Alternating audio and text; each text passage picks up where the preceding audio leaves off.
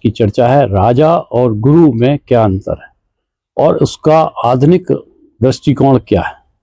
तो हम ऐसे चलते हैं कि क्या प्राचीन काल में राजा को सर्वोच्च माना जाता था?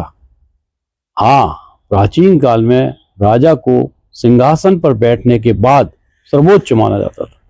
उससे बड़ा ना गुरु होता था, ना माता पिता और ना ही अन्य कोई व्यक्ति। राजा को दंड देने का अधिकार प्राप्त होता था और उसकी आज्ञा को ही अंतिम सत्य माना जाता था। वही भगवान का प्रतिनिधित्व करता था। क्या आज के युग में ऐसी सत्ता की कल्पना संभव है? और इसे समझें कि यह आज संभव नहीं है। आधुनिक युग में ऐसी कल्पना भी संभव नहीं है। आज का चुना हुआ राजनीतिक व्यक्ति जो पहले से ही राजनीतिक दल के टिकट पे आता है, अपना और अपनी पार्टी का निजी स्वार्थ देखता है। सत्ता अब सेवा नहीं बल्कि साधन बन गई है। आज की जनता सत्ता के प्रति कैसी भूमिका निभाती है? आज लगभग अधिकतम जनता साक्षी स्वरूप चुप रहना पसंद करती है। शेष जो कुछ बचे लोग हैं उसमें से कुछ विपक्ष के होते हैं, कुछ सत्ता पक्ष से जुड़े हुए और चिपके हुए लोग होते हैं।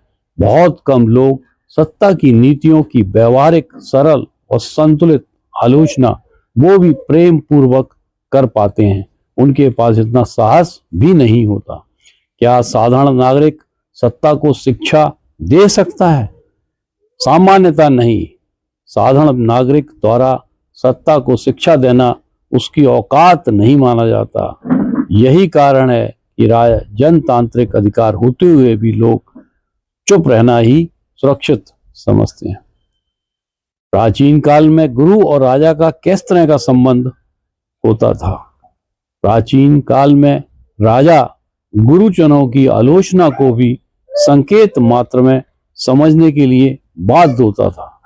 गुरु भी प्रजा का ही अंग होते थे और उनका सम्मान सर्वोपरि था। सत्ता के निकट रहने से गुरुजनों पर क्या प्रभाव पड़ता था? सत्ता के निकट रहने से गुरुजनों में, संत लोगों में सत्ता अहंकार उत्पन्न हो जाता है और सत्ता से विमुख होने पर उन्हें गहरा कष्ट होता है। यह आध्यात्मिक पतन का संकेत है, क्योंकि राजनीतिक दलों की सत्ता परिवर्तित होती रहती है। राजा यहाँ बदलते रहते हैं आधुनिक समय में। सनातन का मूल स्वरूप क्या है? सनातन मूलतः एक अध्यात्म दर्शन है, लेकिन अनेक धर्म समुदायों ने इसे अपने अपने अनुकूल उपासना पद्धतियों में बदलकर अनुयायियों की भीड़ और वोट व्यवस्था के लिए उपयोग किया है। जिसने राजनीति का सहारा नहीं लिया उसका क्या हुआ?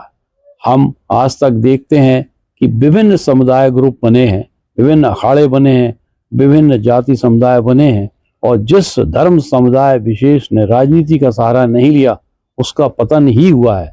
आज कोई भी धर्म या समुदाय और राजनीतिक सत्ता एक दूसरे के पूरक बन चुके हैं, क्योंकि बिना भीड़ के वोट बैंक नहीं बनता। सत्ता के संचालन के लिए किन संसाधनों की आवश्यकता होती है? सत्ता के संचालन और स्थायित्व के लिए विशाल फंड तथा तन मन धन तीनों की आवश्यकता होती है।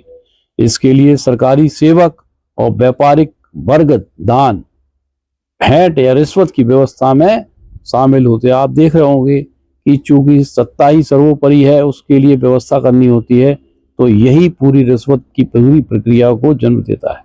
इस पूरी प्रक्रिया का अध्यात्म पर क्या प्रभाव होता है? इस प्रक्रिया में अध्यात्म और परमात्मा से प्रेम का संबंध समाप्त हो जाता है और सत्ता की ओर झुकाव अनिवार्य बन जाता है। यही आधुनिक युग का सबसे बड़ा मूल्य पतन है। यह जो चर्चा चल रही है वह सब आप समझ रहे होंगे कि जो बीच में प्रयागराज के अंदर हमारे धर्माचार और राजनीतिक सत्ता के बीच में जो संघर्ष चला, उस संदर्भ को इसको इस ढंग से देखना होगा। बहुत बहुत धन्यवाद।